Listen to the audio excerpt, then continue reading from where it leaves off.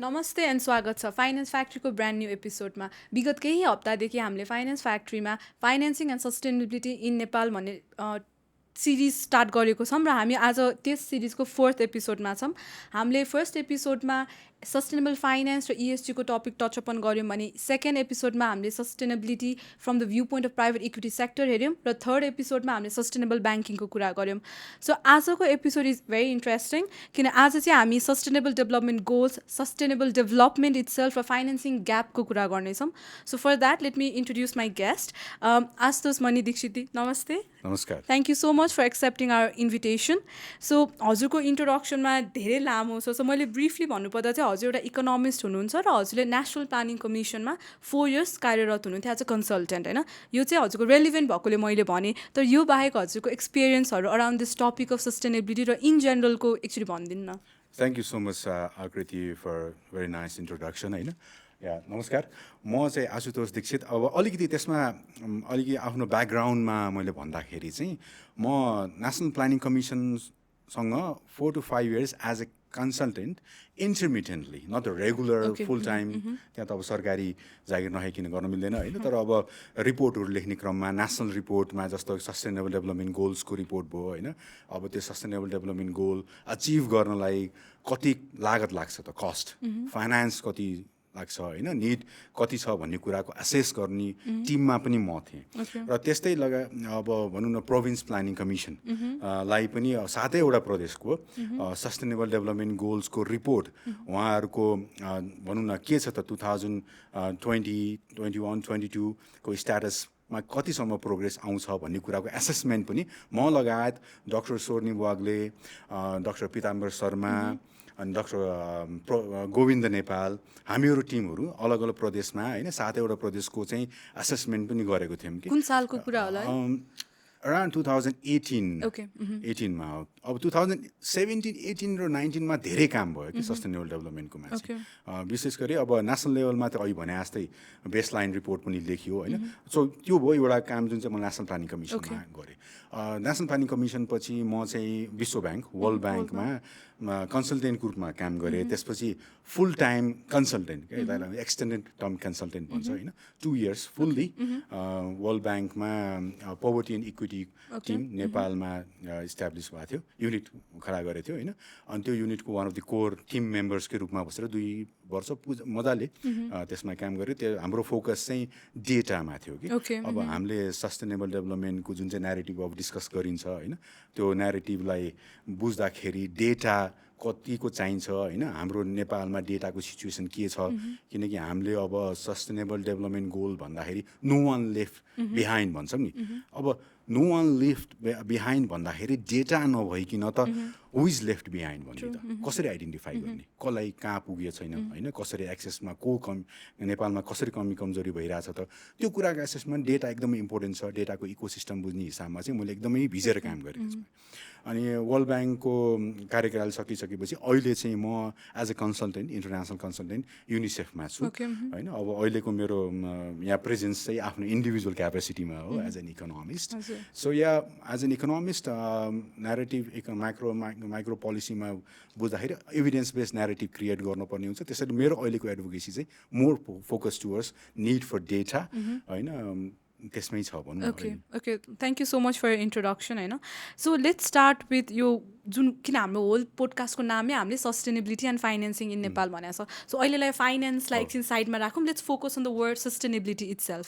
त्यो वर्डको ओरिजिन कताबाट आछ? यो वर्ड सस्टेनेबल डेभलपमेन्टको ओरिजिन कताबाट आछ र यो यसले भन्नु खोजेको के हो? What does being sustainable even mean? So yeah sustainable डेभलपमेन्टलाई अस्पायर गर्नु भनेको के हो? So let's talk a little bit about that. Very nice point to start with Aakriti. Sustainable development हामीले भन्दाखेरि दुईवटा शब्द, सस्टेनेबल र डेभलपमेन्ट। तर पहिलाको अब हामीले इकोनोमिक न्यारेटिभ, अर्थशास्त्रीको भाष्यलाई हेरिन्छ भने चाहिँ त्यहाँ जहिले पनि मोर फोकस टुवर्ड्स ग्रोथ के इकोनोमिक ग्रोथमा हुन्थ्यो कि 2015 AD भन्दा अगाडिको न्यारेटिभ्सहरू हामीले हेर्छौँ भने मिलेनियम डेभलपमेन्ट गोल्समा भनौँ न त्योभन्दा अगाडिको डेभलपमेन्ट न्यारेटिभ्सहरूमा हेरौँ।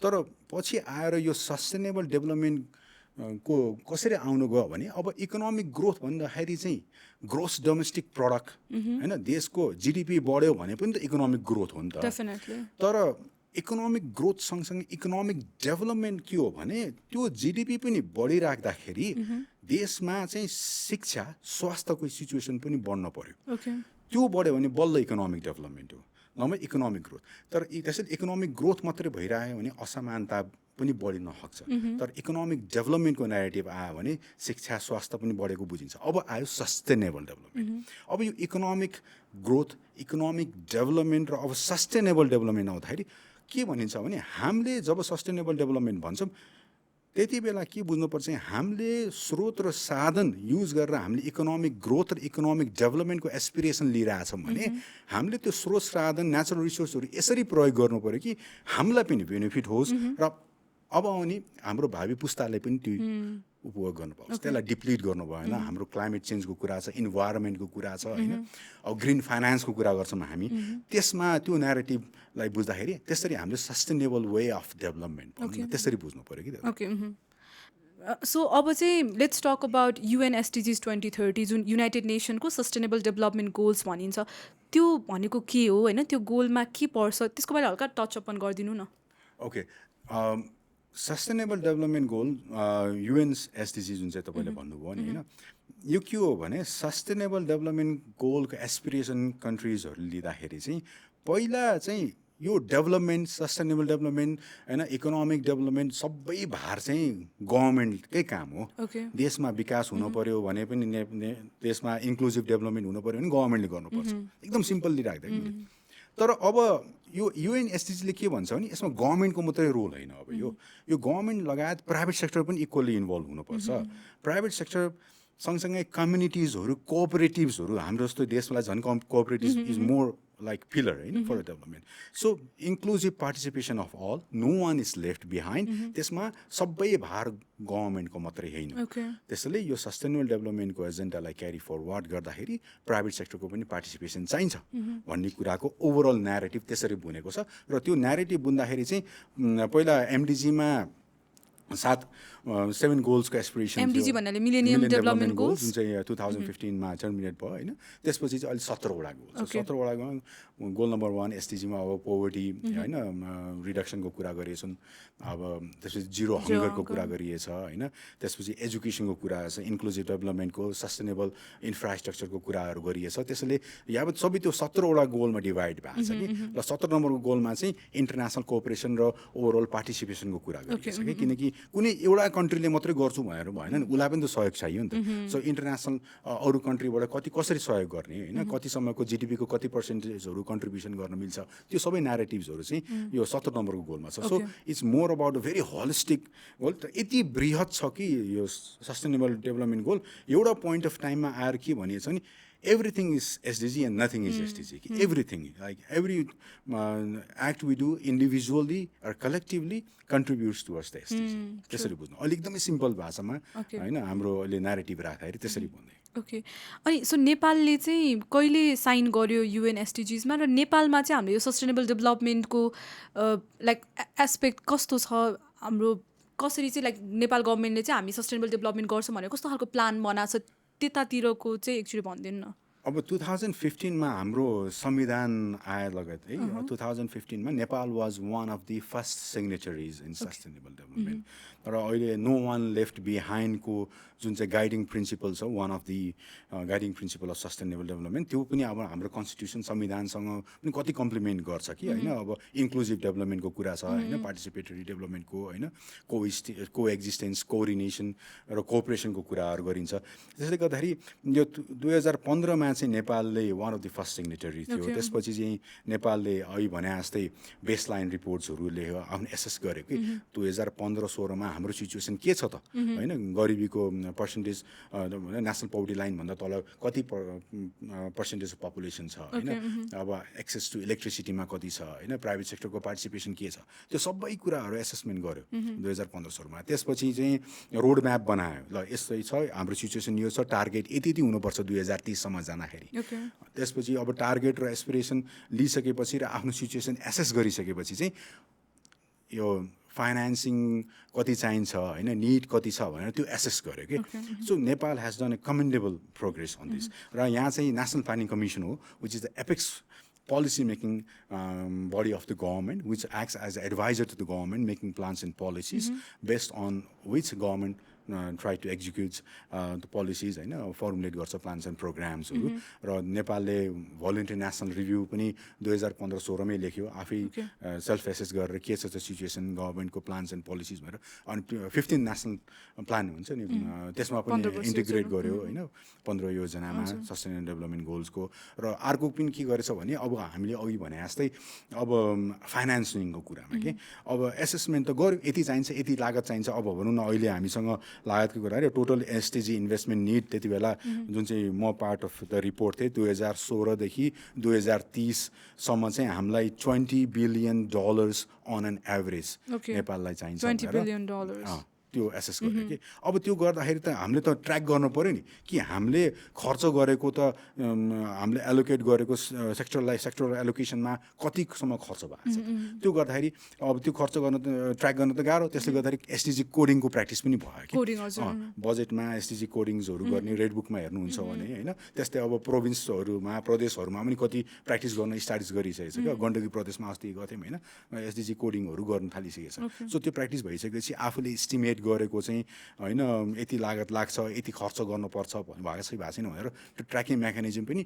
इट्स लाइक इट्स गुड भनौँ न इट्स रेस्पेक्टेबल प्रोग्रेस हो तर यहाँ चाहिँ मेन अझै च्यालेन्जेस भनेको हाम्रो देशको लागि अब एक्जिक्युसनमा plans and policies are beautiful तर प्रब्लम कहाँ छ त एक्जिक्युसनमै छ ओके यो फाइनेन्सिङको टपिक र जुन हामीले रिपोर्टको कुरा गरिरहेछौँ लेट्स टच अपन द्याट अलिकति एक्सनमा होइन त्योभन्दा अगाडि चाहिँ अब हामीले नेसनल प्लानिङ कमिसनको कुरा गऱ्यौँ उहाँहरूले चाहिँ प्लानिङ गर्नुहुन्छ भन्यौँ यो सस्टेनेबल डेभलपमेन्टको एजेन्डा मुभ फरवर्ड गर्नलाई चाहिँ नेपाल गभर्मेन्टको तर्फबाट यो बजेटिङ गर्ने मोनिटरिङ गर्ने रिपोर्टिङ गर्ने कसले गर्नुहुन्छ यो actually who are the relevant authorities त्यो एक्चुली भनिदिनु like how does the system work भनेर एक्चुली बुझ्नको लागि चाहिँ मेन चाहिँ अब योजना आयोग भनेको त प्लान पोलिसी होइन एसेट एपेक्स पोलिसी मेकिङ होइन एडभाइजरीको रूपमा गभर्मेन्टलाई काम अब त्यसमा टेकेर चाहिँ अर्थ मन्त्रालयले बजेटहरू एलोकेट गर्छ र रेस्पेक्टिङ मिनिस्ट्रिजहरू पनि छ अब भनौँ न हाम्रो 17वटा गोलमा एग्रिकल्चरको कुरा छ एजुकेसनको कुरा छ होइन पोभर्टी रिडक्सनको कुरा छ सबै क्रस कटिङ छ तर ह्याभिङ सेड द्याट नेपालको पनि त आफ्नो रेस्पेक्टिभ मन्त्रालयहरू छ नि त मन्त्रालयहरू पनि त त्यो जिम्मेवारी बोध गरेर बस्नु भएको छ नि त होइन त्यसले गर्दा मन्त्रालयहरूले पनि आफ्नो एसेसमेन्ट गर्नुहुन्छ प्लान्स एन्ड पोलिसिजमा कन्ट्रिब्युट गर्नुहुन्छ किनकि योजना आयोगले पोलिसी र प्लान बनाउनेको योजना आयोगले आफै एकल बनाउनु त होइन नि त किनकि सरकार त एकदमै कोअपरेसन कोअर्डिनेसनमा काम गर्नुपर्ने हुन्छ त्यसैले यो प्लानहरू यो रिपोर्ट बनाउँदाखेरि पोलिसिजहरू बनाउँदाखेरि they call for that they establish a steering committee होइन स्टेयरिङ कमिटी बनाएर सबै अब सचिवहरूको पार्टिसिपेसन हुन्छ मेम्बर्सहरूको हुन्छ अनि दे टक थ्रु इट अनि कस्तो कस्तो त के पोलिसिज एन्ड प्लान बनाउने ओभरल्याप्सहरू कहाँ छ भनेर त्यो सल्लाह हुन्छ होइन सो त्यसैले गर्दा योजना आयोग is one of the apex policy making तर that goes on a coordination तर त्यो कोअर्डिनेसन पनि कति इच्छा जतिको कोअर्डिनेसन हुन सकेको छैन अनि कति कुराहरू अर्थ मन्त्रालयसँग समन्वयमा काम गर्नुपर्ने हुन्छ सायद त्यहाँ कति कमी कमजोरी पनि भइरहेको होला होइन त्यसमा त अहिले मैले भन्न मिल्दैन because I am not the government representative यहाँ होइन तर मैले देखेकोमा चाहिँ प्लानिङ कमिसनले प्लानिङ बनाउने पोलिसी बनाउने त्यसमै टेकेर अर्थ मन्त्रालयले आफ्नो बजेटहरू एक्जिक्युट गर्ने तर working in coordination with the ministries अनि मोनिटरिङ र रिपोर्टिङ किनभने हजुरले जुन भलिन्टरी नेसनल रिभ्यूको रिपोर्टको कुराहरूमा सायद सब दुनियाँको अलमोस्ट सबै गभर्मेन्टले आफ्नो भलिन्टरीमा बनाउने हो त त्यसको लागि यो मोनिटरिङ रिपोर्टिङहरू चाहिँ कसले गर्छ नेपालमा अब मोनिटरिङ र इभ्यालुएसनको मेन जिम्मेवारी पनि त प्लानिङ कमिसनकै हुन्छ होइन उहाँहरूको एउटा मोनिटरिङ युनिटहरू हुन्छ अब अनुगमन र अब भनौँ त्यसमा अब प्लानिङ कमिसनको कति फिल्ड भिजिट गएको पनि मैले सुनेको थिएँ पहिला कन्सल्टेन्टको रूपमा हुँदाखेरि होइन अब आफ्नो रेस्पेक्टिभ मिनिस्ट्रिजहरूको पनि इभ्यालुएसन गर्छ अब मेन चाहिँ आफ्नो मन्त्रालय आफ्नो इन्स्ट्रक्सन पनि गरेर हुन्छ तर योजना आयोग एज अ पोलिसी मेकिङ होइन त्यहाँ कमिसन भनौँ न उसले पनि जान्छ मोनिटरिङ इभ्यालुएसन गर्नलाई अनि त्यसमै बेस्ट भएर रिपोर्टहरू आउँछ अनि भिएनआर चाहिँ नेपालले कतिचोटि गरेको छ tentatively I need to check on that stats okay I'm not sure about okay, no worries. Maybe for the audience, I think VNRहरू चाहिँ युएनले आफ्नो वेबसाइटमा हो कि युएनडिपीले आफ्नो वेबसाइटमा राख्छ सो त्यो रिपोर्ट हेर्नुभयो भने चाहिँ नेपालले आफ्नो सस्टेनेबल डेभलपमेन्ट गोल्समा चाहिँ कति अचिभ गर्यो कहाँ छ पर्फर्मिङ वेल कि नट पर्फर्मिङ वेल चाहिँ थाहा पाउन सक्नुहुन्छ so if anybody is interested please one Google away होइन. सो अब अर्को एउटा क्वेसन हजुरले अघि भन्नुभयो कि 2015 ठ्याक्क हाम्रो कन्स्टिट्युसन आएको थियो र 2015 UN SDGs पनि आएको थियो. सो हाम्रो जुन देश अब एउटा सेन्ट्रलाइज्ड गभर्मेन्टबाट हामी डिसेन्ट्रलाइज भयौँ, प्रोभिन्स लेभलमा गयो. सो त्यसले गर्दाखेरि चाहिँ how does this sustainable development work, like प्रोभिन्समा चाहिँ कसले हेर्नुहुन्छ एक्चुली त्यो भन्दिनँ, त्यसपछि will move to the financing part. प्रोभिन्समा पनि प्रोभिन्स प्लानिङ कमिसनहरू छ. ओके, जो नेसनल प्लानिङ कमिसनको अन्डरमा हुनुहुन्छ. अन्डरमा नभए पनि उहाँहरू आफै इन्डिपेन्डेन्टली पनि एक्ट गरेर आउनुहुन्छ. अब प्लानिङ कमिसनसँग अफकोर्स कोअर्डिनेसनमा त काम गर्नै पर्यो होइन. किनकि भनौँ न नेपालको एउटा तथ्याङ्क निक्लिने तर त्यही तथ्याङ्कलाई कन्ट्राडिक्ट गर्ने प्लानिङ कमिसनले मेरो प्रदेशको यो छ भनेर त त्यसरी निकाल्दैन नि त. अफकोर्स त्यहाँ कुनै समन्वय भइरहेको हुन्छ होइन, कोअर्डिनेसन भइरहेको हुन्छ. अब प्रदेशको आफ्नो सस्टेनेबल डेभलपमेन्टको मा के प्रोग्रेस भयो भनेर त्यस्तो एसेसमेन्टहरू, त्यस्तो रिपोर्टहरू रेस्पेक्टिभ प्रोभिन्सको प्लानिङ कमिसन, प्रोभिन्स प्लानिङ कमिसनले निकालेको हुन्छ. जुन चाहिँ अफकोर्स जुन चाहिँ अब होइन सङ्घीय लेभलमा भनौँ न यहाँ अब नेसनल प्लानिङ कमिसनले आफ्नो रेस्पेक्टिभ यहाँको मिनिस्ट्रिजहरूसँग कोअर्डिनेसन गरिरहेको छ.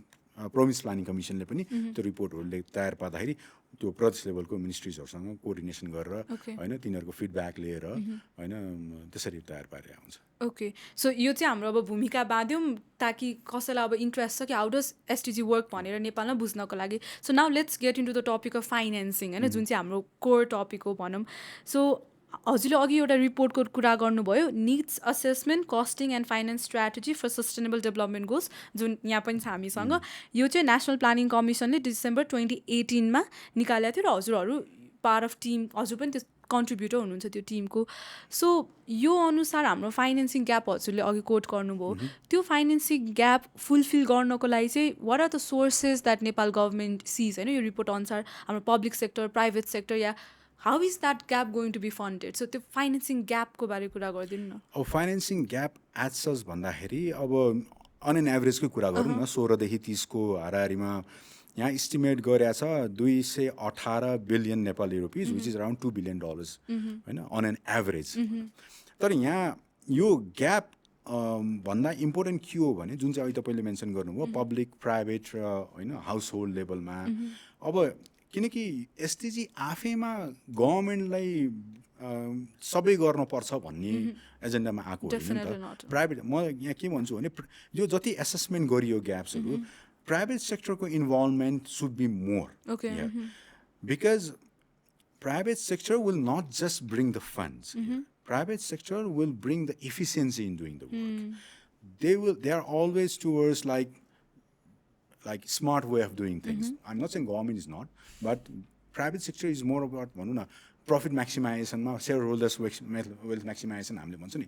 Ultimately के चाहिन्छ भने efficiency in the doing things होइन, continuously improving in the way they do the things. त्यसले गर्दाखेरि हामीले जति कस्ट इन्भिजन गरेका छ नि होइन क्यालकुलेटर, सायद प्राइभेट सेक्टरको पार्टिसिपेसनलाई हामीले इफेक्टिभ बनाउन सक्यौँ भने त्यति कस्ट पनि नचाहिएला भन्छु कि म चाहिँ. किनकि of course they will look for the way around where they can maximize the impact with the minimum investment, bringing the efficiency in doing the works. त्यसैले गर्दाखेरि यहाँ फाइनेन्सिङमा हामीसँग $2 बिलियन अन एन एभरेजको ग्याप छ. हामीले एसेस गरेछौँ र नेपाल सरकारले भनौँ न total investment need on an average $20 billion को इस्टिमेट गरेछ, which is like total SDG investment as a percentage of GDP भन्यो भने 47% हो कि त्यो. It's a big amount of money होइन. त्यसैले गर्दाखेरि यहाँ अब पब्लिक हाम्रो कमी कमजोरी अहिले भने जस्तै पोलिसिज प्रोग्राम बनाउनलाई होइन कि त्यो एक्जिक्युसनमा छ कि. The tyranny of process one has to go, like when you talk about bringing the foreign investments when you talking about spending, the government आफै होइन खर्च गर्न नसक्नुको कारण के त होइन, त्यसमा कसरी यो कन्ट्र्याक्ट म्यानेजमेन्टको कुरा आउँछ कि होइन, पब्लिक एडमिनिस्ट्रेसनलाई सुधार ल्याउनु पर्ने हुन्छ कि कसरी ल्याउने, त्यसमा वर्क गऱ्यो भने चाहिँ त्यसमा अलिकति हामीले कस्ट मिनिमाइज गर्न सक्यौँ भने हामीले चाहिँ त्यो एचिभ गर्न सक्छौँ होइन. अब यहाँ त एलोकेट गरियो तर एलोकेट माथि एलोकेट हुन्छ तर त्यो when you look at the trickle down, त्यो एलोकेट गरेको कति पैसा चाहिँ एडमिनिस्ट्रेटिभ कस्टमै गइसकेको हुन्छ कि. अनि त्यो बेनिफिसियरीमा पुग्दाखेरि त्यो एलोकेट गरेको पैसा नपुग्न सक्छ पब्लिक सेक्टरमै गयो भने. तर प्राइभेट सेक्टर होइन इम्प्याक्ट रेडिली आउँछ भन्ने म त्यसमा बिलिभ गर्छु. ओके, सो हजुरले भन्नुभएको फ्यु त्यो कुराबाट let's break it down and talk होइन. हजुरले एउटा कुरा के भन्नुभयो, पब्लिक सोर्स र प्राइभेट सोर्सको कुरा गऱ्यौँ र अर्को पोलिसिज एन्ड प्लान्स र एक्जिक्युसनको कुरा गऱ्यौँ. So let's focus on public and private. हामीले पब्लिक सोर्स भन्दाखेरि के बुझ्छौँ र प्राइभेट सोर्स अफ फाइनेन्सिङ भन्दाखेरि के बुझ्छौँ, के बुझ्ने हो त्यो पहिला एक्चुली भनिदिनु न. ओके, पब्लिक सोर्स भने अब गभर्मेन्टले उठाउने भनेको एउटा राजस्व होइन, जुन चाहिँ ट्याक्सबाट उठाउँछ. अर्को हुन्छ इन्टरनल फाइनेन्सिङ, डोमेस्टिक फाइनेन्सिङ हुन्छ, जुन चाहिँ अब आन्तरिक होइन ट्रेजरी बिल्सहरू इस्यु गरेर कहिलेकाहीँ आन्तरिक ऋणहरू इस्यु गरेर होइन.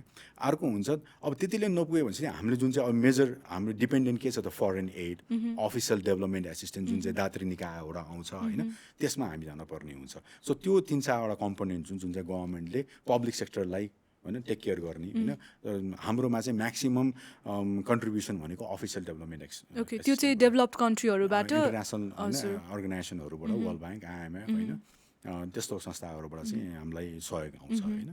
अब डिबेटै त्यसमा छ नि त होइन, कसरी त्यो आएको सहयोगलाई युज गर्ने होइन. हामी जहिले पनि खालि ऋणमै बस्ने हो कि होइन, लिएको ऋणको पैसाले एकदमै सिम्पल एनालोजीमा राख्छौँ कि हामीले. हाम्रो प्रब्लम के छ भने हामीले लिएको ऋणले चाहिँ मानौँ देश एउटा घर हो होइन, घरमा 5जना सदस्यहरू छन्, 4-5जना सदस्य. त्यो 4-5जनाको सदस्यको खर्च टार्नलाई मैले ब्याङ्कसँग ऋण लिएर मैले त्यो ऋणको पैसाले भात खान दिनदिनै म भात मात्रै खान्छु कि, दाल भात खान्छु, मासु भात खान्छु होइन. तर त्यो लिएको पैसाले I don't go for productive investment, म कुनै बिजनेस गर्दिनँ. सिम्पल हाउस होल्डको इक्जाम्पल. अब तपाईँले त्यसलाई म्याक्रो लेभलमा देशको रूपमा हेर्नुहोस् कि देशले ऋण लिन्छ, तर त्यो ऋण लिँदाखेरि खालि स्यालेरी बाँड्न मात्रै ऋण लिन्छ, एडमिनिस्ट्रेटिभ कस्टमा धेरै हुन्छ. त्यो ऋण लिन्छ तर भनौँ न प्रोडक्टिभ इन्भेस्टमेन्टतिर जाँदैन, अथवा प्रोडक्टिभ इन्भेस्टमेन्ट नगरे पनि जसले इन्भेस्ट गर्न खोजेछ नि त्यसलाई पनि सहज वातावरण ल्याउन सक्दैन. भन्यो भने त त्यो के भयो भने त्यो ऋण त आखिरमा तिर्न पऱ्यो नि त होइन, कसरी तिर्ने होइन, कि ऋणको भारमै बस्ने हो त. त्यसले गर्दा अब डिबेट केमा आछ भने पोलिटिकल लेभलमा पनि अब डेलिभरीको राजनीति. हामी कुनै काम गर्छौँ भने त्यो कसरी डेलिभर गर्ने त होइन, त्यसमा फोकस हुनु. सो अब चाहिँ let's talk about actually Nepal गभर्मेन्टको एक्सपेन्डिचर होइन. सो हाम्रो बजेटमा चाहिँ क्यापिटल एक्सपेन्डिचर हामी जुन पुँजीगत खर्च र जुन रिकरिङ एक्सपेन्डिचर भनेर अलोकेट गरे हुन्छ अनि विकास खर्च भनेर त विकास गर्नको लागि हो. सो त्यो पर्सेन्टेज अलोकेसन कति छ र विकास खर्चको पनि कति चाहिँ हाम्रो एक्चुली विकासमा गइरहेछ एक्चुली त्यो बारे केही भनिदिनु न. अब अहिलेको बजेटको अनुसार चाहिँ recurrent expenditure around 65%, capital expenditure around 17% होइन.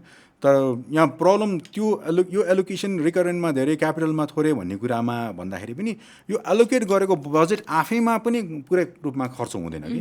जुन चाहिँ हाम्रो असारे विकास भनिन्छ नि, जुलाईको इन्डमा आएर विकास कन्ट्र्याक्टहरू हुने होइन, बाटो बनेको देखिन्छ, पानी परेको बेलामा पनि on an average total budget एलोकेटमा गरेको 100 रुपियाँमा हार्डली 75 रुपियाँ खर्च हुन्छ कि. त्यो पनि त्यो 75 रुपियाँको पनि मेजर जुन चाहिँ बन्चिङ अफ क्यापिटल एक्सपेन्डिचर छ नि, that goes towards the end of the fiscal year. So that clearly shows कि हाम्रोमा प्रायोरिटाइजेसन अफ द प्रोजेक्ट पनि राम्रोसँग भएको छैन. प्लानिङ कमिसनले गर्छ क्या प्रायोरिटाइजेसन P1, P2, P3, P4 भनेर गर्छ होइन. P1 भन्नाले चाहिँ हाइएस्ट प्रायोरिटी अब नेसनल डेभलपमेन्टमा चाहिने प्रोजेक्टहरू आइडेन्टिफाई गर्छ होइन. अब त्यस्तो हेऱ्यो भने एउटा मैले नै आफै अध्ययन गरेको थिएँ, त्यो चाहिँ युनिस्क्यापको बिहाफमा 2017मा अध्ययन गरेको थिएँ भने चाहिँ 90% of the total projects were classified as P1. Okay 2017 90 धेरै होइन, सबैलाई प्राय हाई प्रायोरिटी दिएछ कि प्लानिङ कमिसनकोबाट. अब त्यो योजना आएको सर्टेन केही रिजनले गर्यो होइन. तर मेन कुरा के हो भने यहाँ क्यापिटल बन्चिङ भएको छ कि यो खर्च गर्न नचाहिने सुरुमा एलोकेसन भन्दा नि यहाँ एलोकेट गरेको पैसालाई चाहिँ खर्च गर्दाखेरि एन्ड अफ द फिस्कल इयरमा just to avoid with the expenditure efficient work नहुन सक्छ होइन. त्यो त हुँदै हुन्न, किनकि यहाँ चाहिँ अब कुरा अझै के आउँछ भने हामीले खर्च गर्न क्यापिटल एक्सपेन्डिचर गर्न सके छैनौँ भने अब के पूर्वाधार भइरहेको पूर्वाधारलाई पनि त मेन्टेन गर्न सकिन्छ नि त. हामीले नयाँ प्रोजेक्ट, नयाँ पुलसुल बनाउनु, नयाँ बाटो बनाउने भन्दाखेरि नि अब एक्जिस्टिङ इन्फ्रास्ट्रक्चरलाई कसरी मेन्टेन गर्ने, त्यसले पनि त हाम्रो जुन चाहिँ इन्भिजन गरेछौँ यत्रो $20 बिलियन को अन एन एभरेज भनेको छौँ होइन. अब फाइनेन्सिङ ग्याप पनि बढ्दै गएको छ. झन् अब यो माइक्रो इकोनोमिक सिनारियो होइन, इन्टरनेसनल सिनारियो फेभरेबल नहुँदाखेरि नेपाललाई झन् अफिसियल डेभलपमेन्ट एसिस्टेन्ट भोलिको दिन कम आयो भने कसरी स्रोत साधन जुटाउने. त्यसले गर्दा अब हामी त एक्जिस्टिङ इन्फ्रास्ट्रक्चरको we need to make the most out of it. Definitely जस्तो कि म्याकेन्जीले जुन चाहिँ 2017-18मै रिपोर्ट निकालेको थियो $1 ट्रिलियन चाहिँ वर्ल्ड इकोनोमीमा सेभ हुन्छ अरे कि if we make the most out of existing infrastructure. त्यो भन्नाले हामीले भइरहेको रोडलाई मेन्टेन गर्ने, भइरहेको ट्राफिकलाई मेन्टेन गर्ने होइन, नयाँ ब्रिजेस एन्ड रोड्स बनाउनु भन्दा एक्जिस्टिङ इन्फ्रास्ट्रक्चरमा मोर मेन्टेनेन्समा फोकस गर्ने, डेटा ड्रिभन डिसिजन गराउने, त्यसो गर्दाखेरि नि I guess that we can save the cost in that way because we already see that there is a challenges and by the time we work out through how we can navigate with this tyranny of processes and bunching of the capital expenditure by making more efficient bureaucracy, by making the plans and policy more efficiently executed.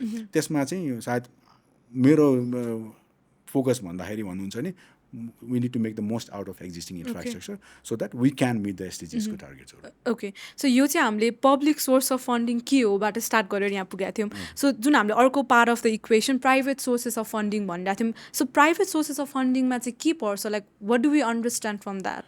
Private sources of फन्डिङमा चाहिँ अब यसरी जाउँ है, even यो आइएफसीले चाहिँ भर्खर निकालेको छ कि वर्ल्ड ब्याङ्कको अर्को एउटा युनिट हो आइएफसी भन्ने 2023 को रिपोर्टै हो होइन। उसले चाहिँ प्राइभेट सेक्टरलाई चाहिँ क्लासिफाई गर्दाखेरि यो डिसएग्रिगेसन गर्न गाह्रो भएकोर इभन हाउस होल्डको कन्जम्सनलाई पनि प्राइभेट कन्जम्सनमा क्लासिफाई गरेको छ कि हाउस होल्ड लेभलबाट हुने कन्जम्सनलाई पनि होइन। अब प्राइभेट सेक्टर हामीले पनि त्यही गऱ्यौँ, यहाँ प्राइभेट सेक्टर पनि छ, त्यसमा हाउस होल्ड इन्डिभिजुअल हाउस होल्डलाई पनि कन्सिडर गरेछन् कि एसेसमेन्टमा। अब प्राइभेट सेक्टरको इन्भेस्टमेन्टमा अफकोर्स फरेन डाइरेक्ट इन्भेस्टमेन्टहरू आउँछ होइन। त्यसमा अब अहिले चाहिँ झन् लेट मी चेक कि एउटा यस्तो इन्ट्रेस्टिङ छ कि सायद तपाईँको यो अहिले अनगोइङ पोडकास्टमा पनि कुरा भयो होला, स्पेसलाइज्ड इन्भेस्टमेन्ट फन्ड। हजुर बात हाम्रो प्राइभेट इक्विटीको एपिसोड एसआइएफको होइन, अब जुन चाहिँ 2019 को रेगुलेसनमा आयो होइन, setting a minimum fund size of ₹15 million for the equity funds होइन, भेन्चर क्यापिटलको हेज फन्ड्सको कुराहरू आइरहेछ। अब त्यस्तो चाहिँ प्राइभेट सेक्टरबाट आउन सक्छ।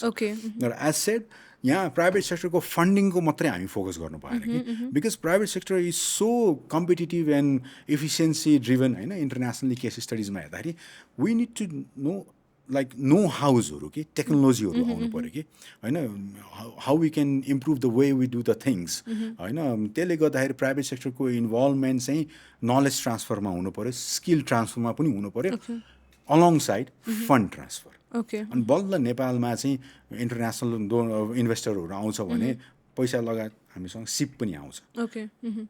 ओके सो अब हामीले प्राइभेट सेक्टर र पब्लिक सेक्टर सोर्सेस अफ फन्डिङलाई बुझ्यौँ होइन। अनि अर्को हजुरले के भन्नुभएको थियो भने पोलिसिज एन्ड प्लान्स चाहिँ छ, एक्जिक्युसनमा चाहिँ प्रब्लम भयो भन्नुभएको थियो। So let's first focus on the policies and plans. Plan त ल यो सस्टेनेबल डेभलपमेन्ट गोल प्लान भनेर नेसनल प्लानिङ कमिसनको छ भन्यौँ, पोलिसिज चाहिँ कस्तो कस्तो छ हाम्रो, त्यसपछि पोलिसिजमा चाहिँ फोकस गरौँ अनि त्यसपछि we go to the execution. अब पोलिसिजहरू प्रोग्राम्स एन्ड पोलिसिजमा भन्दाखेरि अब हामीले यही कस्टिङै त्यति बेला प्रिपेयर गर्दाखेरि डिफ्रेन्ट मन्त्रालयहरूले आफ्नै प्लान्स एन्ड प्रोग्राम्सहरू स्ट्राटेजीहरूको कति कस्टिङ गरेको थियो। फर एन एक्जाम्पल अब एग्रिकल्चर डेभलपमेन्ट स्ट्राटेजी छ, जुन चाहिँ एग्रिकल्चर डेभलपमेन्ट स्ट्राटेजीले 2010 देखि 2023 सम्मको कति खर्च लाग्छ, के प्रोग्राम एक्टिभिटी छ भनेर 232वटा एक्टिभिटिज राखेको थियो कि। अब स्कुल सेक्टर डेभलपमेन्ट प्लान भयो होइन, सी फर अल अहिले भने जस्तै जुन चाहिँले कभर्स अल द इनर्जी होइन, अब कसरी एक्सेस गराउने, कन्सिस्टेन्ट रिलायबल इनर्जीलाई कसरी इन्स्योर गर्ने दुर्गम ठाउँमा पनि भन्ने कुरामा होइन। नेपाल अर्बन डेभलपमेन्ट स्ट्राटेजीहरू यो सबै पोलिसिज प्रोग्राम्सहरू छन्, टन्नै छन्। तर प्रब्लम कहाँ हुन्छ भने अब पोलिसी प्रोग्राम बनिसकेका हुन्छ, मन्त्रालयहरूले आफूले भनौँ न एउटा रिपोर्टको रूपमा ल्याइसकेका हुन्छ, तर एजुकेसनमा जाँदाखेरि might be the capacity administrative क्यापेसिटीको कुरामा छैन कि हामीसँग होइन, त्यो टेक्निकल नो हाउसहरूमा होइन, अब खर्चै गर्न नसक्ने होइन, लास्टमा आएर फिस्कल इयरमा खर्च गर्नलाई आतुर हुने, might be some of the political reason behind that. अर्को चाहिँ अब खर्च जुन चाहिँ पूर्वाधारमा गर्नुपर्ने हो त्यो पूर्वाधारले इस्ट्याब्लिस भइसकेपछि जुन चाहिँ impact this program and policies have envisioned त्यो इम्प्याक्ट आउँदा अब पूर्वाधारमै खर्च नभएपछि त्यो पोलिसी एन्ड प्रोग्राम बनाएर मात्रै के रहने त, पेपरमा मात्रै बस्यो त्यो। त्यसले गर्दाखेरि यहाँ डिफ्रेन्ट प्यारामिटर्स छ कि यसमा चाहिँ एउटा मात्रै प्यारामिटरलाई यसले मात्रै हो भन्न चाहिँ एकदम अप्ठ्यारो हुन्छ and it would be wrong. Okay so हामीले एक्जिक्युसनको च्यालेन्जको कुरा गऱ्यौँ अब चाहिँ let's go back to the private सेक्टरको पार्टिसिपेसन होइन सो हाम्रो नेपाल सरकारले चाहिँ प्राइभेट सेक्टरलाई मोबिलाइज गर्नको लागि कि उहाँहरूले पनि सस्टेनेबल डेभलपमेन्टमा कन्ट्रिब्युट गरोस् भनेर त्यो मोबिलाइजेसनको लागि चाहिँ के कस्तो खालको एफर्टहरू भइरहेछ कुनै रियल केसेस छ भने त्यो भनिदिँदै यसलाई इलाबोरेट गरिदिनु न अब एउटा मोस्ट एकदमै हाइलाइटमा आएको भनेको अब बिजनेस रेजिस्ट्रेसन प्रोसेसलाई इज गरायो अहिले बजेटमा पनि त्यही मेन्सन भएको छ होइन बिजनेस रेजिस्ट्रेसन प्रोसेसलाई कसरी सहजीकरण गराउने प्राइभेट सेक्टरहरूले तर त्यो भन्दैमा यो त बिजनेस रेजिस्ट्रेसनको कुरा मात्रै भयो नि त होइन भोलि बिजनेस रेजिस्ट्रेसनमा त्यो प्रोसेसमा छिरिसकेपछि भोलि ट्याक्स कम्प्लायन्सको कुराहरू आउँछ होइन कसरी प्राइभेट सेक्टरलाई मोटिभेट गर्ने त उसले ट्याक्स तिर्नलाई उसले इन्फर्मल रूपमा गरिरहेको एक्टिभिटीलाई कसरी फर्मल रूपमा लिएर आउने होइन त्यो सब कुराहरूमा गभर्मेन्टको पनि अलिकति इनिसिएटिभ्सहरू चाहिन्छ कि त्यसमा चाहिँ अब त्यसमाथि पनि अब भनौँ न प्राइभेट सेक्टरले इम्प्लोइमेन्ट दिँदाखेरि जुन चाहिँ सस्टेनेबल डेभलपमेन्ट गोल्सको कुरा हुन्छ डिसेन्ट इम्प्लोइमेन्टको कुरा हुन्छ अब मिनिमम वेज त तोकिदियो होइन सरकारले त्यो मिनिमम वेज तोकेको अनुसार प्राइभेट सेक्टरले दिएको छ कि छैन होइन प्राइभेट सेक्टरले दिए छैन भने किन दिए छैन त minimum wage there are some like wage where private sector they might want to like because of the cost factor होइन एउटा मिनिमम वेज तोक्दैछ भने भोलिको दिन मिनिमम वेज तोके अनुसार उसले दिनु भने उसलाई कस्ट हाई हुन्छ त्यसको अनुसार उसले प्रफिट अर्न गर्न सक्ला तर त्यो कुरामा मोटिभेट गर्नलाई सरकारले के गर्ने त भन्ने कुरा पनि आउँछ कि यसमा होइन त्यसले गर्दाखेरि अब एफएनसिसिआई जस्तो बडीहरू होइन या अब त्यस्तो एफएनसिसिआई भन्नाले फुल फर्म भनिदिनु त्यो फेडरेसन लाइक नेपाल इन्डस्ट्रीको फेडरेसन भयो होइन हजुर चेम्बर्स एन्ड कमर्स हुन्छ होइन सिएनआई छ होइन अब त्यसमा डिफ्रेन्ट लबिङ ग्रुप्सहरू छ त्यसले चाहिँ प्राइभेट सेक्टरको आफ्नो च्यालेन्जेसहरूलाई अगाडि ल्याएको हुन्छ कि अब कस्तोसम्म देखेछ भने अहिले भने जस्तै प्राइभेट सेक्टरले चाहिँ अब हामीले कन्जम्सन हेरौँ न हामीले ओभरअल राष्ट्रमा if we look at 100 rupees consume worth of goods consume हुन्छ भने 100 रुपियाँमा चाहिँ 82 रुपियाँ चाहिँ प्राइभेट सेक्टर कन्ज्युम्सनमा जान्छ अरे कि सो प्राइभेट सेक्टरमा अहिले भने जस्तै तपाईँको कर्पोरेट हाउस र हाउस होल्डहरू पनि इन्क्लुड भयो सो यहाँ वरिङ फ्याक्टर त्यो मात्रै होइन कि त्यो चाहिँ डिक्रिजिङ ट्रेन्डमा छ सो पहिला 86% थियो out of 186 rupees private consumption होइन अहिले अस्ति भर्खर यो आइएफसीको रिपोर्ट अनुसार 82मा झरेछ so that's not going to help so why that decrease might be because of the post COVID scenario because of the challenges the overall macro economic च्यालेन्जेसहरू होइन अब त्यो एन्टरप्राइजहरू रिभाइभ गर्नलाई पनि अब सायद इनिसिएटिभ्सहरू गभर्मेन्टबाट भइरहेछ होइन सो त्यो कुराहरू चाहिँ छ कि प्राइभेट सेक्टरको पार्टिसिपेसनलाई इन्हान्स गर्नलाई चाहिँ ओके सो अब let's zoom out a little beet होइन हामीले अहिले यो होल सस्टेनेबिलिटी एन्ड फाइनेन्सिङको सिरिज गर्दाखेरि हामी सस्टेनेबल डेभलपमेन्ट गोल्सबारे कुरा गरिरहेछौँ मैले सो त्यो किन गरिरहेछौँ भन्ने एस्पेक्टबाट चाहिँ लाइक वाइ इज एसडिजिज रेलिभेन्ट किनभने 2015 अगाडि पनि देशहरू त डेभलप गरि नै रहेको थियो नि त सबै देशको कुनै न कुनै डेभलपमेन्ट प्लान त थियो होला नि त सो यो एसडिजिज भनेर एउटा अम्ब्रेला टर्म या अम्ब्रेला प्लान ल्याएर युएनले पुस गरेर फाइदा के छ like what is the benefit of following SDGs कन्ट्रिजहरूलाई अब एउटा यो यसलाई यसरी बुझौँ कि एसडिजीलाई एउटा कमन एजेन्डाको रूपमा भने हामीले जुन चाहिँ ग्लोबल भिलेज ग्लोबलाइजेसनको कन्सेप्ट ल्यायो नि होइन माइग्रेसनको कुरा आयो एउटा मान्छे एउटा देशबाट अर्को देशमा जान्छ कति कुरा नलेज ट्रान्सफर हुन्छ हामीले जब एउटा ग्लोबल भिलेजको रूपमा डिजिटाइजेसनले ग्लोबलाइजेसनलाई अझै इन्टिग्रेटेड गराएको छ भनेपछि यो एसडिजी एज अ होल जब हरेक देशले यसको ओनरसिप लिन्छ नि उसले ओनरसिप लिइसकेपछि एउटा कमन फोरम पाउँछ कि उसले के च्यालेन्ज फेसेस गरिरहेछ त अरू देशबाट के सिक्ने त अरू देशबाट कुनै एजुकेसनमा धेरै फड्को मारेछ एग्रिकल्चरमा राम्रो के गर्यो त्यो देशले होइन त्यो नलेज ट्रान्सफर गर्न पनि हेल्प हुन्छ र एउटा मेन इम्पोर्टेन्ट भनेको यो कमन एजेन्डा हो जसले गर्दाखेरि कुनै कन्ट्री पनि त लेफ्ट बिहाइन्ड रूपमा आफूलाई आएन त एउटा कमन एजेन्डा होइन सेयर गरिसकेपछि मैले त्यसरी बुझ्न जरुरी छ भन्छु कि त के हुन्छ अहिले तपाईँले भने जस्तै 2015भन्दा अगाडि पनि त देश विकास गरेको थियो तर त्यो ओभरअल कमन न्यारेटिभ के इस्टाब्लिस गर्दैन अब हामीलाई इकोनोमिक डेभलपमेन्ट इकोनोमिक ग्रोथ मात्रै होइन कि सस्टेनेबल डेभलपमेन्टै बुझ्नु पऱ्यो होइन अहिलेको हाम्रो पुस्ताले यसरी कन्ज्युम गर्नु परेको भावी पुस्तालाई पनि त्यो रिसोर्सेसहरू इक्वली युज गर्नलाई होइन इफिसियन्टली युज गर्न कसरी इन्स्योर गर्ने होइन इन्टरनेसनल कोअपरेसन कसरी ल्याउने त होइन अब त कति ठाउँमा त हामीले नेसनलिस्टिक भ्यूहरू सुनिरहेको हुन्छौँ होइन that is not going to help होइन त्यसले गर्दाखेरि यो एउटा कमन एजेन्डामा बसेर आफ्नो देशलाई कसरी विकास गर्न सकिन्छ, अरू देशबाट के सिक्ने होइन र बेस्ट प्र्याक्टिसेसहरू, त्यसलाई पनि धेरै हेल्प गर्छ क्या सस्टेनेबल डेभलपमेन्टको यो कमन एजेन्डाको रूपमा इस्टाब्लिस भइसकेपछि। सो हजुरले त्यो अर्को जेनेरेसनको कुरा गर्नुभयो, एसटिजीको कुरा गर्दाखेरि यो इन्ट्रा जेनेरेसनल इक्विटी र इन्टर जेनेरेसनल इक्विटी भन्ने टर्म्स अफ्टन आउँछ। सो यो टर्म्सको मिनिङ के हो र how is it relevant sustainable डेभलपमेन्टको कन्टेक्स्टमा? अब इन्ट्रा जेनेरेसनल इक्विटीको प्यारामिटर्सहरू धेरै छ। एउटा त स्रोत साधनको रूपमा भयो, अर्को नलेज ट्रान्सफर पनि त एउटा इक्विटी हो नि त होइन, फाइनेन्सियल मात्रै होइन कि यो। किनकि अब एकदमै सिम्पल एनालोजीमा दिँदाखेरि एकाडेमिक्समा के भनिन्छ नि, standing on the soldiers of giants भनिन्छ कि कोही मान्छेले कुनै राम्रो काम एकदमै फ्रन्टियरको रिसर्च गरेछ भने उसले गरेको रिसर्चमा टेकेर, उसको सोल्जरमा टेकेर उसले अरू टाढासम्म देख्न पायो नि त। सो हामीले देशलाई बुझ्दाखेरि पनि, देशमा आउने भावी पुस्ताले पनि हामीले के गर्यौँ त, हामीले के राम्रो काम गऱ्यौँ, हाम्रो जेनेरेसनले कस्तो एजेन्डामा काम गर्यो, त्यो एजेन्डामा टेकेर उसले अझै दूरगामी सोच लिएर काम गर्नुहोस्, उसले अझै भिजनरी भएर काम गरोस् न त। त्यसको लागि पनि त इक्विटी त चाहियो नि। फाइनेन्स इक्विटी चाहियो भने स्किल लेभलको इक्विटी पनि त ट्रान्सफर हुनु पऱ्यो नि त। र यसरी ट्रान्सफर हुनु पऱ्यो कि उसलाई एभाइलेबल होस् त्यो resources, so that generation can also work in a efficient way. Okay, so भावी पुस्तालाई पनि इक्विटी होस्, इन्टरजेनेरेसनल इक्विटी, र अहिले भएको सबै व्यक्तिहरूले पनि युज गर्न पाउने रिसोर्सेस इन्ट्रा जेनेरेसनल इक्विटी होइन त। त्यो अहिले स्ट्यान्डिङ अन द अब सोल्जर्स अफ साइन्स भने जस्तै अब हामीले के गरेनौँ, हामी we are just surviving in the remittance, consuming things, अनि हाम्रो बिजनेसहरू सबै ट्रेडमा फस्टाएको छ भने भोलिको दिन त हाम्रो पुस्तालाई च्यालेन्ज छ, हामीलाई पनि च्यालेन्ज छ नि त। हामीले के बाँकी रह्यौँ त, हामीले के गऱ्यौँ त, हामीले के ट्रान्सफर गऱ्यौँ त आउने पुस्तालाई होइन, के नलेज ट्रान्सफर गऱ्यौँ त, के अब खालि उनीहरू बाहिरै गएर सिक्नुपर्ने हो त, अनि अर्ग्यानिकली हामीले के डेभलप गऱ्यौँ त भन्ने कुराको धेरै क्वेसन आउनेवाला छ। सो अब स्टिल एसटिजीकै टपिकमा होइन, मैले यो एसटिजी बारे रिसर्च गर्दा कतिचोटि क्रिटिसिजम चाहिँ के देख्छु भने 17वटा गोल छ, it touches upon literally everything के। त्यहाँ भरको कुरा छ, पार्टनरसिपदेखि लिएर पिस एन्ड प्रस्पेरिटीको कुरादेखि लिएर पवर्टी, हङ्गर, एभ्रिथिङ होइन। So as a nation, like Nepal as a नेसनकै कुरा गरौँ, हाउ डु वी प्रायोरिटाइज कुन एसटिजी चाहिँ हामीलाई रेलिभेन्ट भनेर, र नेपाल सरकारले चाहिँ कसरी प्रायोरिटी गरेछ? अहिले हामीले हल्का P1 P2 को कुरा गऱ्यौँ त, 90%लाई फेरि P1 मा राखेर त रेलिभेन्ट भएन। सो वाट इज रेलिभेन्ट, कुन रेलिभेन्ट छ एसटिजिज नेपालको कन्टेक्समा र मेबी साउथ एसियाको कन्टेक्समा नि एकचोटि कुरा गरौँ न। And that's a very important question होइन। यो चाहिँ यो किन इम्पोर्टेन्ट छ भन्ने हिसाबमा चाहिँ अहिले भने जस्तो 17वटा गोल छ। अब पोभर्टी रिडक्सनको पनि कुरा गर्छ होइन, त्यसमा हङ्गर, एजुकेसन। तर एउटा कुरा के बुझ्नु जरुरी छ भने एसडिजी आर इन्टरलिङ्क्ड।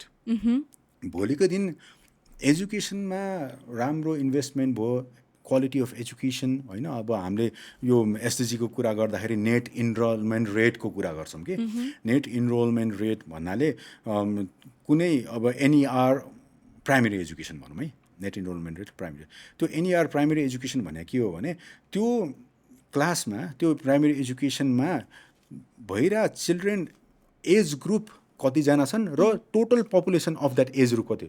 न्युमिरेटरमा पपुलेसन त्यो क्लासमा एटेन्डेन्समा भइरहेको पपुलेसन जान्छ न्युमिरेटरमा, डिनोमिनेटरमा त्यो एज ग्रुप हाम्रो कहिले पपुलेसन सेन्ससले दिन्छ त्यो एज ग्रुप, त्यो कति पपुलेसन छ त त्यो लोकालिटीमा अथवा कन्ट्रीको कुरा गर्ने भए चाहिँ त्यसले चाहिँ के भन्छ नि नेट इनरोलमेन्ट रेट दिन्छ। अब के हामीलाई एनइआर मात्रै हेरेर सेटिस्फाई गर्ने त, किनकि हामीलाई त क्वालिटी अफ एजुकेसन चाहियो नि त। यहाँ भोलि त्यो क्लासमा त राम्रो शिक्षा दिने हाम्रो दक्ष जनशक्ति छ कि छैन, टिचर्सहरू कसरी हामीले ट्रेन गरेका छौँ। त्यसैले हामीले भोलिको दिन एजुकेसनमा प्रायोरिटाइज गरेर दक्ष जनशक्ति ट्रेन पनि गऱ्यौँ र क्लासमा राम्रो विद्यार्थीहरू आए होइन, राम्रोसँग सिप ज्ञान पायो भने के त्यसले भोलि पोभर्टी रिडक्सन गर्छ भने अफकोर्स द्याट्स एचिभेबल। र प्रायोरिटी फोकस केमा गर्ने त? नेपाल जस्तो कन्ट्रीमा I have to say, because we are young population होइन, 5% of the overall population are relatively young होइन। So that's known as demographic dividend कि। सो डेमोग्राफिक डिभिडेन्डलाई अहिलेसम्म हामीले कसरी हामीले बेनिफिट लिइरहेछौँ भन्दाखेरि by blessing in disguise in a way that people are going outside, they are working outside, settling abroad and sending the remittance back to Nepal, and we are consuming the most of the money, remittance money लाई कस्तो गर्छौँ भने हामी value add त गर्दैन। यसो बाहिर हेर्नु न, झ्यालबाट बाहिर हेऱ्यो भने के हुन्छ, धेरै जस्तो पसलहरू रिटेल र ट्रेडमा छ कि। What they do is they import either from India or China. They don't add any value. They mark up the price and they sell it to people and we consume that. So we are just, what are we doing? We are taking the remittance money and we are sending back to India, China or some other country from where the products are imported. So that's not sustainable growth. अब आयो prioritise गर्दाखेरि हामीले यसरी focus गर्नुपर्छ कि अहिले भएको हाम्रो डेमोग्राफिक डिभिडेन्डलाई दक्ष जनशक्तिको रूपमा ट्रान्सफर गर्नु पर्यो तर गर्ने के त र हाम्रोसँग के छ भने हामी अहिले यस्तो वेभमा छौँ post COVID we are in the wave of digitization यसलाई अब इन्डस्ट्रियल रेभोल्युसन पछि जुन चाहिँ पहिलाको इन्डस्ट्रियल रेभोल्युसनमा ब्रिक्स एन्ड मोटर्स कोल्सहरूले फ्याक्ट्रिजहरू इस्टाब्लिस गरे जस्तै अब आइटीको कुरा आएको छ कि जहाँ चाहिँ पहिला 10 लाख रुपियाँ 12 लाख रुपियाँ मान्छेलाई कमाउनलाई करोडौँ लगानी गर्नु पर्थ्यो फ्याक्ट्री खोल्नु पर्थ्यो भने अब सायद एउटा सानो डिजिटल इक्विपमेन्टमा होइन तपाईँ हामी बसे जस्तो एउटा पोडकास्ट निकालेर होस् कि कुनै एउटा डिजिटल सर्भिसेस हामीले बनाएर होस् we can with the minimum amount of investment we can earn good amount of money पर त्यसको लागि त सर्टेन स्किल त चाहियो त्यो स्किल के त्यो युनिभर्सिटी मात्रै गएर पाउँछ त अब त्यसमा हेर्नु पऱ्यो कि त्यसमा गहन डिबेट र अध्ययन हुनु पऱ्यो कि नेपालमा भएको young population who are ready to learn what kind of skill should be important and how to make it more affordable and accessible त्यसमा जानु पऱ्यो जब एजुकेसनले हामीलाई क्यापेबल बनाउँछ अनि this world as a global village where we are taking help of IT and it is known as borderless transaction हामीलाई त कस्टम क्लियरेन्स चाहिएन नि त अब हामीले त एउटा भ्याट तिर्नु पऱ्यो ट्याक्स तिर्नु पऱ्यो एउटा ई पेमेन्ट गेटवे राम्रोसँग बनिदियो भने त we can create our own digital service and products and we can export it त्यसको लागि अब एजुकेसनमा फोकस गर्ने एजुकेसनमा फोकस गरे लगायत हेल्थ भनौँ न एग्रिकल्चरमा पनि भनौँ as a spill over effect अब एग्रिकल्चरको मेकानाइजेसनको कुरा होला किसानलाई यङ कोही मान्छे छ इजरायल गरेर काम गरिरहेछ भने इजरायलदेखि फर्केर आएको कतिवटा हामीसँग केस स्टडिज छ अब त्यस्तै मान्छे उसले नलेज कसरी ट्रान्सफर गर्छ उसले मेकानाइजेसन अफ एग्रिकल्चरबाट आफ्नो प्रोडक्टिभिटी कसरी इन्हान्स गर्न सक्छ त्यसमा फोकस गरौँ न होइन हामीलाई अहिले किन खालि बाटो मात्रै बनाएर विकास देखाउनु त होइन नि अब त हामीसँग टाइमै छैन त्यसको लागि त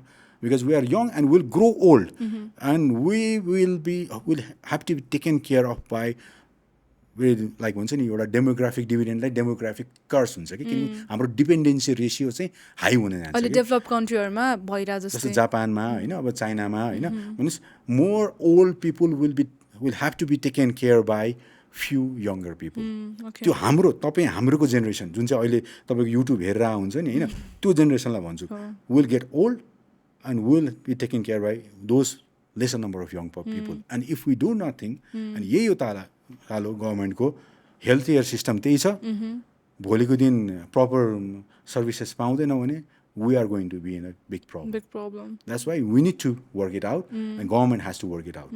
किन अहिलेको नेताहरू त जान्छन् 20-30 वर्ष को मान्छ बन्दैन नि हो ट्रु सो स्याड रियालिटी हैन अफ कोर्स तर अनि नेपालले सो एक्चुअली साउथ एसियन कन्टेक्स्टमा कुरा गरौँ न लाइक सस्टेनेबल डेभलपमेन्ट गोल्सको साउथ एसियन कन्टेक्स्टमा चाहिँ के प्रायोरिटी गरिरहेछौँ हामीले एज अ साउथ एसियनको मैले म्याक्रो लेभलमा यतिकै भन्नु सक्छु तर हामी नेबरिङ इन्डियालाई हेरौँ न India is riding on the wave of digitisation कि होइन त्यो तपाईँको ई पेमेन्ट गेटवे यस्तो सजिलो बनाइदिएछ होइन अब कति अब डिजिटल सर्भिसेस त पहिल्यै भनौँ न अब चन्द्रबाबु नाइडू चिफ मिनिस्टर हुँदाखेरि चाहिँ Hyderabad was transform into Cyberabad के त्यो आउटसोर्सिङ यति भइदियो कि बाहिरदेखि होइन विदेशी कम्पनीहरूले त्यहाँदेखि त्यो नो हाउस डेभलप भयो कि गर्ने त्यो एप्टिट्युड अफ वर्किङ इन्डियाको त्यति बेलादेखि तयार भएको अहिले तयार भएको होइन नि त त्यसले गर्दाखेरि त्यो नो हाउसहरू आइसकेपछि people are returning back to that neighbouring country अब हामी पनि त्यसमा त्यो वेभमा चढौँ न होइन हामी पनि सिकौँ न किनकि अनि के गरिरहेछ त नेबरिङ कन्ट्रिजहरूले सो आई वुड से इन्डियाको हेर्ने भयो त इन्डियाले मोर एजुकेसन आइटी होइन त्यसमा फोकस गरेछ अफकोर्स बाटो इन्फ्रास्ट्रक्चर चाहिन्छ बाई डिफल्ट तर केमा त त्यो लेन्स हेर्दाखेरि एउटा लेन्स कुनै लिनुपर्छ भने मैले एजुकेसनको लेन्स लिन्छु कि अहिले ओके सो हामीले स्टार्टिङमा भनेको थियौँ कि सस्टेनेबल डेभलपमेन्ट गोल्स या सस्टेनेबल डेभलपमेन्ट एजेन्डा भनेको गभर्मेन्टको मात्र काम होइन it's a collaborative effort private सेक्टरले पनि गर्न पऱ्यो हाउस होल्डले पनि गर्न पऱ्यो होइन सो नेपाललाई सस्टेनेबली डेभलप गर्नलाई त्यसले लिड कसले लिने त हाम्रो भइरहेको छैन हुन्छ नि हामीले ग्याप देखिरहेछौँ who should take the lead अहिले लिड त अब भने जस्तो प्राइभेट सेक्टरलाई दिनैपर्छ प्राइभेट सेक्टरलाई नै दिने हो because of efficiency public sector, government should be as a governing, like ensure that there is like हुन्छ नि asymmetry in prices छैन. अब हुन्छ अब कम्पिटिसनले त्यो asymmetry in prices हुनै दिँदैन होइन. If the market is open asymmetry हुने बित्तिकै नयाँ प्राइभेट प्लेयर आउँछ, उसले प्राइस कम्पिटिसनमा गएपछि प्राइस डिक्रिज हुन्छ. गभर्मेन्टको रुल भनेको as a governing body proper governance लिएर आउने, करप्सन डिक्रिज गराउने होइन, रुल अफ ल इस्टाब्लिस गर्ने, give private sector more space in this एजुकेसनमा पनि. तर अहिलेको जस्तो होइन कि फेरि त्यो होइन, जहाँ चाहिँ मन्थली फी नै 40-50 हजार रुपियाँ होइन कि. अब प्राइभेट सेक्टरले ओपन सोर्सहरू हुन्छ नि तपाईँको अहिले कोर्सेरा एडेक्सहरू जस्तो के छ, त्यो त मिनिमम कस्टमा जान्छ नि. अब त्यस्तो we need to work through out होइन, कसरी प्राइभेट सेक्टरको त्यसमा इन्भल्भमेन्ट गराउन सकिन्छ त उनीहरूलाई पनि फाइदा होस् होइन. त्यसरी जानुपर्छ. अब माइट बी गभर्मेन्टले पनि प्राइभेट सेक्टरको हेल्प, जस्तो अब ट्राफिक म्यानेजमेन्ट सिस्टममा take an example of some the ride sharing companies होइन. राइड सेयरिङ कम्पनी कति छ यहाँ, राइडर्सहरूले कति डेटा जेनेरेट गर्छ. त्यो राइडर्सहरूले डेटा जेनेरेट गरेपछि गभर्मेन्टले हेल्प लियोस् न त्यो राइडर्सबाट. तिमीले निकालेको डेटामा ट्राफिक कहाँ भइरहेछ त, कहाँ धेरै ट्राफिक कन्जेक्सन छ, त्यो त्यहाँ पार्किङ बनाउने कि त्यसको ट्राफिक डाइभर्जन कहाँ गराउने होइन, त्यसमा हेल्प लियोस् न. त्यो डेटामा जाओस् भन्छु कि प्राइभेट सेक्टरबाट चाहिँ in a very ethical way. Okay, like since we are on the topic of data होइन, मैले सायद यो ठ्याक्क वेबसाइट बिर्सेँ, तर वेबसाइट्सहरू छ जहाँ चाहिँ त्यो नेपालको एसडिजीको पर्फर्मेन्सको चाहिँ डेटा हुन्छ होइन, कि एसडिजी सपोज एसडिजी 1को 1.1मा चाहिँ कति अचिभ गर्यो भनेर डेटाहरू अनलाइन एभाइलेबल छ. तर यो डेटाको रिलायबिलिटीको कुरा गरौँ न, किनभने हामीले डेभलपमेन्ट भइरहेको छैन भने त डेटाको बेसिसमा कुरा गर्ने हो नि त होइन, किनभने एउटा certain data like certain target set गरेको छौँ. सो नेपालको डेटा रिलायबिलिटी के छ त, यत्रो लाइक नेपाल त्यति ठुलो देश पनि होइन, तर जियोग्राफिकली टपोग्राफिकली गाह्रो देश हो नि त. सो डेटा कलेक्सनमा डिफिकल्टी के छ र रिलायबिलिटी कतिको छ, can we rely the data that we have impact मेट्रिक्सको कुरा गर्दा. And that's another very important question that you have, because as said, data नभइकन who is left behind त हामीलाई थाहा छैन नि त. So data चाहिँ यहाँ challenges के हो भने डिफ्रेन्ट प्यारामिटर्समा एउटा granularity of data, frequency of data high छैन. हामी मोस्ट अफ द हेर्छौँ भने सेन्ससको डेटा अलिकति रिच डेटा छ, तर सेन्सस भनेको हरेक 10 वर्षमा भए लङ टाइम हो, प्रिटी डेटेड. अर्को भनेको सर्वे हो, र सर्वेले चाहिँ नेपाल जब अब फेडरलिजममा गइसकेपछि अब अति भयो प्रोभिन्स लेभलकोसम्म हामीले इस्टिमेट गर्न सकिन्छ. जस्तै नेपाल लिभिङ स्ट्यान्डर्ड सर्वे अहिले सायद फिल्डमा हो, डेटा आउनुमा छ. पहिलाको एनालिसिसको अनुसार हामीलाई पोभर्टी हेर्न पऱ्यो भने त्यो एनालिसिसको डेटाले चाहिँ, किनकि सर्वे स्याम्पल साइज यति थोरै छ कि उसको इस्टिमेट प्रोभिन्स लेभलसम्म मात्रै हुन्छ कि, तर प्रोभिन्सभन्दा तल जानु पऱ्यो नि त. कति फ्रिक्वेन्टली हुन्छ तर यो सर्वे? अब सर्वे एनालिसिसको 10 वर्ष अगाडि भयो, अब फिल्डमा छ, अब आउनुपर्ने हो होइन, 4-5 वर्षमा हुनुपर्ने थियो, सायद के कारण भयो डिले भयो होइन. तर what I am saying answering a question is, नेपालमा चाहिँ enough data in terms of सेन्ससलाई सर्वेमा धेरै रिलाय छ. तर एउटा कुरा के छ भने हामीसँग एडमिनिस्ट्रेटिभ डेटाहरू कि, जस्तो सिभिल रेजिस्ट्रेसनको डेटाहरू होइन, एचएमआइएसबाट हेल्थ को रिलेटेड डेटाहरू छ. सो त्यही डेटालाई क्यापिटलाइज गरौँ न त हामीले. किनकि कस्तोसम्म सिचुएसन हामीले देखेछ भने कन्ट्री लाइक नर्वे होइन, म त नर्वेमा एक्चुली मिसनमा गएको थिएँ. त्यो मिसनमा जाँदाखेरि चाहिँ त्यहाँ सोध्यौँ कि नर्वेको चाहिँ पपुलेसन सेन्सस हुन लाग्थ्यो, अनि तिम्रो पपुलेसन सेन्सस गराउने मान्छे कतिजना छन् भनेर मैले सोधेँ कि, अनि गेस द एन्सर 300 कि धेरै भयो? 2 जना. सब डिजिटाइज भएकोले 2 जना होइन. अनि out of that 1% was suppose to get retired and only 1%. त्यो त्यति डिजिटाइज छ र रेगुलरली डेटा कलेक्ट गरेर भएर वान टाइम एफर्टै भएन. एडमिनिस्ट्रेटिभ डेटाहरू इन्टरकनेक्टेड के, ल्यान्ड रेजिस्टरको डेटाहरू सबै डेटाहरू होइन. अब where I am coming from is नेपालमा अस्ति भर्खर सेन्सस भयो, हामीले हजारौँ लाखौँ गणकहरू हटायौँ. एउटा गणक हटाउँदाखेरि 40-50 हजार रुपियाँ खर्च भयो. वेयर आर वी हेडिङ होइन. हामी त्यही अब ढड्डा बेस्ड मेनुअल बेस्ड डेटामा जाने भयो नि, हामी त्यही फ्रिक्वेन्सीमा बस्यौँ, हामीले इभिडेन्स बेस्ड नेरेटिभ क्रिएट गर्न सकेनौँ. त्यो एउटा प्रब्लम. अर्को प्रब्लम अब नेपाल संहितामा गइसकेपछि, किनकि नेसनल स्ट्याट्स अब एक्टको हेर्नुहुन्छ भने अस्ति पास भयो, र अरू एउटा कन्स्टिट्युसनले पनि के राइट दिएछ भने हरेक स्थानीय निकाय र प्रोभिन्सले आफ्नो डेटा कलेक्ट गर्नु मिल्ने. अब यो डेटा कलेक्ट गर्दा गर्दा गर्दा गर्दा गर्दा यस्तोसम्म आइसकेको छ कि मैले मेरो एक्सपिरियन्स अनुसार त्यो डेटा एनआरकी भइसकेको छ कि उसले आफ्नो तरिकाले डेटा कलेक्ट गरेछ एउटा निकायले होइन प्रोभिन्सले पनि आफ्नो तरिकाले डेटा कलेक्ट गरेछ अब उसले कलेक्ट गरेको डेटा प्रोभिन्ससँग मिल्दैन प्रोभिन्सले कलेक्ट गरेको डेटा राजसँग मिल्दैन इट वोन्ट एग्रिगेट अनि त्यसले गर्दाखेरि भोलिको दिन यतिसम्म डिबेट आउँछ कसको डेटा मान्ने त होइन उसलाई त अथोरिटी दिँदैको छ तिमीले डेटा कलेक्ट गर त्यसैले अब सायद अस्ति भर्खर एउटा नेसनल स्ट्याटिस्टिक अफिसको रूपमा सिबिएसलाई ग्रेजुएट गराए माथि सेन्ट्रल ब्युरो अफ स्ट्याटिस्टिक्स एनएसओको रूपमा होइन अब एनएसओले चाहिँ अब त्यो ओभरआर्चिङ गभर्निङ बडीको रूपमा अब त्यो म्याथोलोजीमा वर्कआउट गरेर तिमीले अब जे त्यही डेटा कलेक्ट नगर है कलेक्ट गर्दाखेरि at least ensure the proper methodology so that it can be interpreted consistency वर्ल्डलाई गर्दा हामी पनि यो फाइनेन्स भन्ने कुरा छ नि फाइनेन्स पनि ठाउँमा त मोबिलाइज गर्न सक्नु पऱ्यो नि त त्यही डेटामा बेस भएर ओके सो हामी पोडकास्टको अलमोस्ट एन्डतिर आइसक्यौँ तर एउटा मेबी आर्स क्वेसन होइन एसडिजी भन्दा अगाडि मिलेनियम डेभलपमेन्ट गोल्स भनेर एमडिजिज थियो अनि आई थिङ्क 2000को एन्डतिर चाहिँ 2000मा सुरु भयो 2015सम्मको ऊ थियो होइन अनि एमडिजिज सबै कन्ट्रीहरूले फुलफिल गरेको थिएन अनि त्यसपछि एसडिजिज भनेर त्यो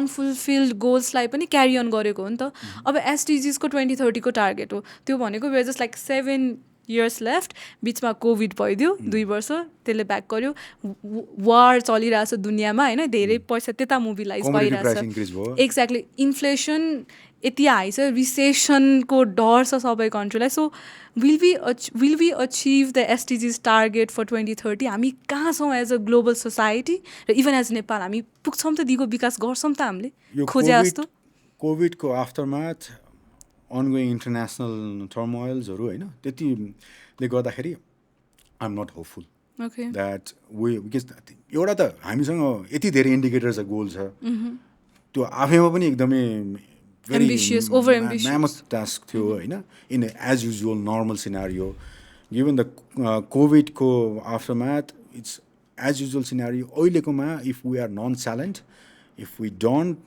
गो फर डेलिभरी बेस्ड होइन एजेन्डा र बिग डिपार्चर भन्छ नि स्वर्णिम वागले उहाँले भन्नुहुन्छ नि बिग डिपार्चर चाहियो एडमिनिस्ट्रेटिभ प्रोसेसमा त्यो बिग डिपार्चर आउनुपर्छ कि अब हामी we need to bring if we have to meet अब यहाँ त्यति मात्रै होइन कि 7 वर्ष मात्रै होइन कि अब हामी यो मिडल इन्कम स्ट्याटसको जुन चाहिँ एस्पिरेसन लिएर बसिरहेछौँ अहिले त अब lower middle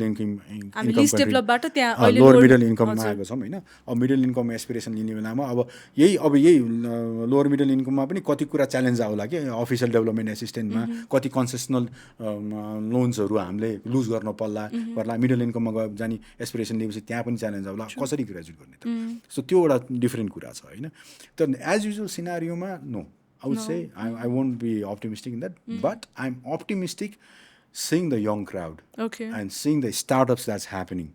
People like you and you, I know, who are thinking through things to do so that you can tap in the big wave that's ongoing of digitization. And I only like hope from the government is that digitization agenda la agadi badau, I know, e-governance like strong power. So that an e-payment gateway like खोलिदेऊ so that people can capitalize on that.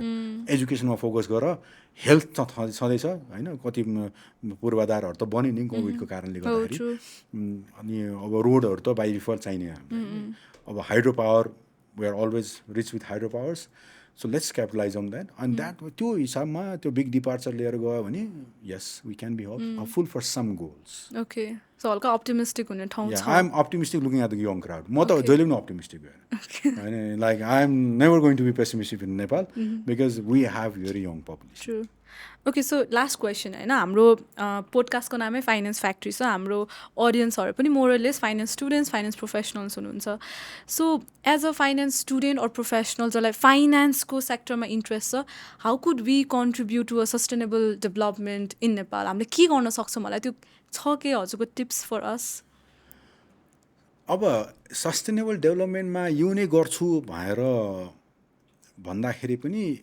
Finance भनेको एउटा technical कुरा हो कि होइन technical कुरामा चाहिँ अब मोस्ट अफ द फाइनेन्सहरू मैले देखेको मेरो साथीहरू पनि अब फाइनेन्स र एकाउन्टिङमा चार्टर्ड एकाउन्टेन्ट सिएफएजहरू होइन so you need to at least know the way how Nepal as a country And also as a private sector, if you establish your own private corporation, and if you want to tap in the venture capital, कसरी green फाइनेन्समा जाने, किन green फाइनेन्सको huge scope छ होइन, because of the gap that we see, त्यसमा अध्ययन गर्ने होइन, नो हाउसहरू के हो, रुल्स एन्ड रेगुलेसन नेपालले कसरी ट्याप इन गर्नुपर्छ, यस्तै बहसमा प्र्याक्टिस गर्ने, write things about that, so that people who are not aware about green financing, about the some of the tricks of trades, त्यस्तो इन्टेलेक्चुअली कन्ट्रिब्युट गर्ने हो क्या फाइनेन्सकोले चाहिँ, सो द्याट अब अरू त एन्टरप्रेनरसिपबाट गर्ने त छँदैछ, म त टेक्निकल मान्छेहरूले चाहिँ इन्टेलेक्चुअली कन्ट्रिब्युट गर मैले त्यसरी भन्छु. Okay, so thank you so much. That was my last question. हजुरलाई केही लास्ट रिमार्क्स दिनु छ भने please feel free to do so. Of course, like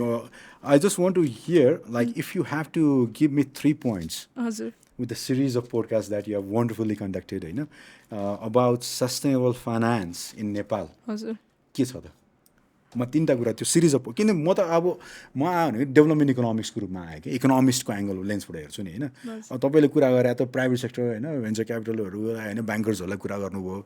I just I want to take this opportunity to know from you, if you have to give me 3 points, 3 takeaways. Oh, that's quite putting on a spot, you know. I think on the top of my head चाहिँ सायद I think अवेरनेसको कुरा definitely comes front, no matter which sector होइन. हामीले banking एक्सपर्टसँग नि कुरा गरिरहेछौँ, हामीले एनपिएको चेयरम्यानसँग नि कुरा गऱ्यौँ, र हामीले फर्स्टमा चाहिँ हामीले एउटा सस्टेनेबिलिटी सल्युसन्सको उहाँसँग नि कुरा गऱ्यौँ. So I think awareness creation is one of the first thing, किनभने नेपालमा इनफ डिबेटै भएको छैन भनौँ न. हजुरले अघि भन्नुभएको छ इन्टेलेक्चुअल डिबेट, सो त्यसलाई म फर्स्टै देख्छु.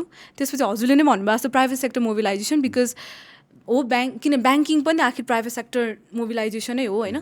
र third I think rules and regulations, जुन आई थिङ्क हजुरको पोइन्ट भने जस्तो भइरहेछ, but it's definitely my thought as well होइन. किनभने हजुरको गभर्मेन्टले पोलिसी बनाएन, प्राइभेट सेक्टरले केही एक्ट गर्न सक्छ, नभए त सधैँ गभर्मेन्टसँग ल पोलिसी बनाइदियो भनेर झगडा गर्नु पऱ्यो. जुन म पहिला प्राइभेट इक्विटी सेक्टरमा काम गरेँ हो, र हामीलाई त्यो एफडिआई ल्याउनलाई 5 करोडको लिमिट लगाइदिएको थियो कि, जुन नेपालको इकोनोमीमा डिन्ट मेक सेन्स होइन.